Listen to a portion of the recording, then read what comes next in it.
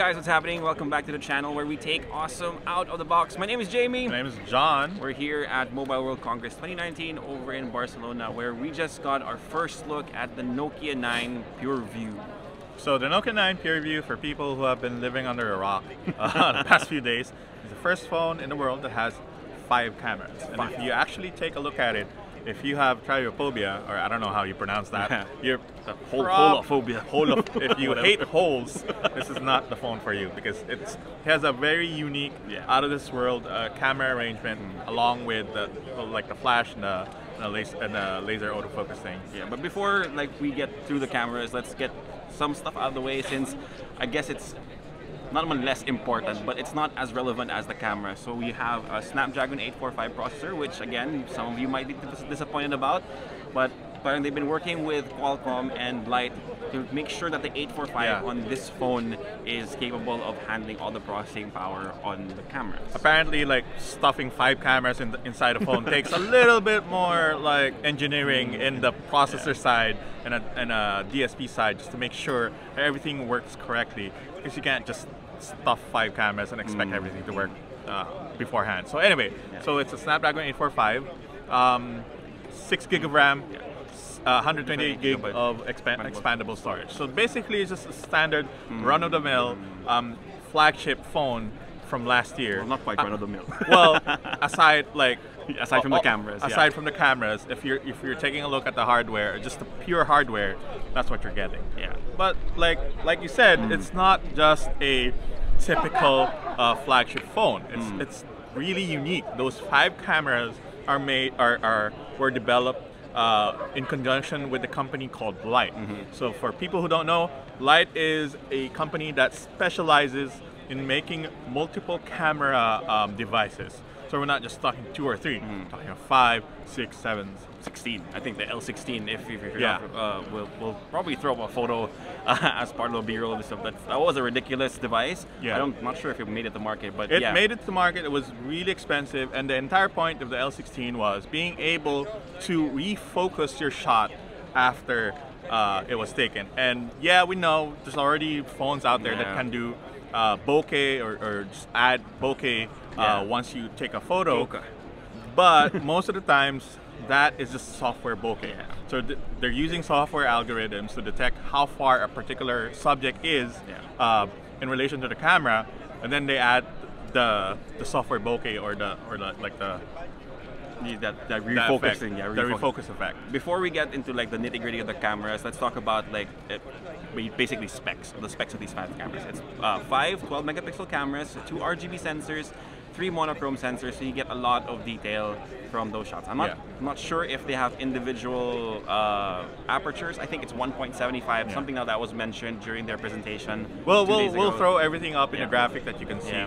But the entire point of those cameras, especially the black and white cameras, they all take depth information. In fact, they take 1,200 layers of depth information. That's a lot. Like a typical camera on a smartphone takes 1 megapixel's worth of depth information. This one, the Nokia 9 PureView, takes a 12 megapixel worth of depth information for the camera. So if we tried it a little bit earlier, you might have noticed when you shoot a photo and then you preview that photo immediately, it'll take a while to process the entire photo, since there is a lot of information in there.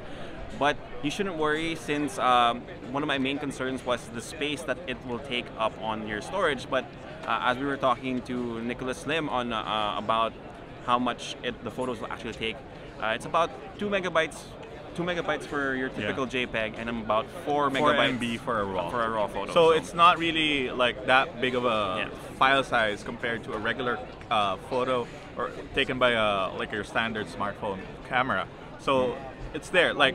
They take a lot of the key here is the phone, because of the cameras on the phone, it's able to take a lot of data, a lot of depth information, a lot of color information, a lot of black and white information. And because you have a lot more data, you have a bigger sample that you can use to process and put into an image that which ultimately they hope that will actually result in better images. We're throwing up a couple of photos here for you to take a look at, both from the camera and also from Nokia themselves. They sent us photos that they say were taken by the Nokia 9 by professional photographers. People, hopefully it's true, because from what I've been seeing is that the photos are incredible. Basically, what they also mentioned during their presentation a couple of days ago was that it has 12.4 stops of dynamic range. So that is a lot. That's a lot. So that is a lot for a regular, like a smartphone. Yeah. So aside from that, one of my other concerns is, of course, the battery life on this thing. I think it's like somewhere around it's 3,000 something. I think it's in the low end of the 3,000 range, which is a concern. Yeah. Obviously, because we don't know how much power 5 cameras will use when you're actually using it. So hopefully, when it does arrive to shore, if it does arrive on our shores, we'll be able to test that out for you guys, like how much photos we'll be able to take during the day. Maybe that's something we could do for you guys.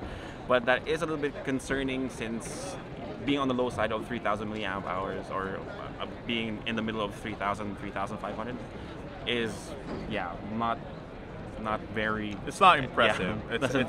We've seen smartphones go higher, especially for flagships, but it is what it is. So let's talk about the rest of the phone. The phone is a flagship phone. Yeah. So it's encased in glass in both front and back. There's also a metal frame on the side to add a little bit of rigidity to the phone.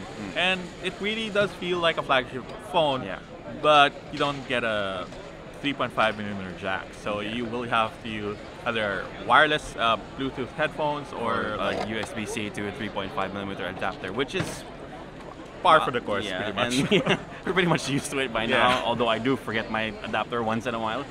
But yeah, so I mean, it looks really good from what we can tell. Well, so far from handling it, it feels really good in hand. I appreciate that despite having that camera array, there is no camera bump, which most phones kind of very important. We have used a couple of flagship phones that doesn't have like flush cameras on the rear. And it really and one of the things that we hate about it is that like the camera bump gets scratched. Yeah, because it's exposed, it's metal. Yeah. It scratches on things even if you're just really careful. Yeah, even if you have a case. Even if you have a case, it still does that. So yeah. So that's basically it, I think, for the Nokia PureView, Nokia 9 PureView. There's still a lot of cover here in Mobile World Congress. There is a hands-on article up on the website. We will update it. We will add more information to that hands-on more. Before you guys ask, we don't know how much it is. There you go. We don't know if it's going to the Philippines yet. Yeah. You can help that process along by just spamming the heck out of Nokia Philippines Facebook and asking for it. But the price is $699, which is somewhere around. It's not that bad, actually. 35,000 pesos, somewhere around that. Which isn't terrible. Yeah. So if they price it around that same price point, or maybe like 40 is the ceiling, I'm thinking. But if they price it along those price points, this is definitely something that's very compelling to the not market. so bad. Yeah, so again, I think that's pretty much it. Again, more information on our hands-on article up on the website. We will update it with the photos. So yeah, before we end this video, we just want to say a huge thank you to the folks over at Cherry Mobile and Cherry Roam specifically for our extended coverage here at Mobile World Congress 2019. Thank you guys for helping bring us here this year. So all right, that's pretty much it. Thank you guys. Watch our channel for more videos direct from Mobile World Congress in Barcelona, Spain. This is Jamie. It's John. Peace.